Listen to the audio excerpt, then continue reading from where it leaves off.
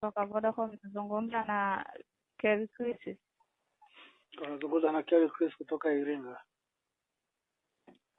Karibu. Asante, habari za majukumu? Salama, karibu nikusaidie.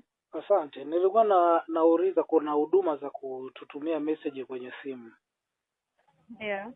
Hii huduma mnaotutumia message kuhusiana na kwenda kupiga kura sijui nini, huwa mnatuuliza sisi wateja kama tunahitaji? Kuna namba hii ambayo umetupigia?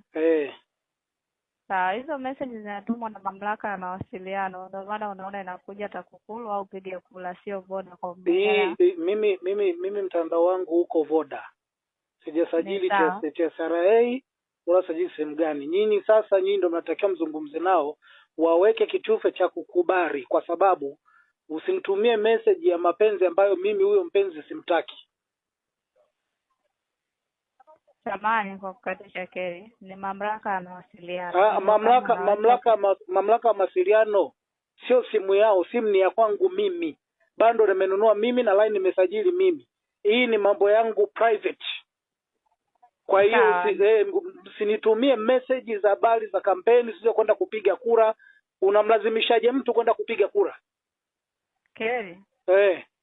Samahani, yani kama hauhitaji hiyo huduma au hauhitaji hizo message inabidi sasa uende TCRA ndio kawaambie, lakini sisi mimi ni mteja wa Voda, sawa? Ndio. Bosi wangu mimi wa mawasiliano ni Voda. Huyu TSRA ni kama facilitator tu wa mawasiliano. Kwa mimi nina deal na Voda ambaye ninamuungisha vocha, ninamuungisha nini ambaye natumia, ndio ninamwambia yeye ndo atazungumza na TSRA kwamba mteja fulani hataki umtumie message.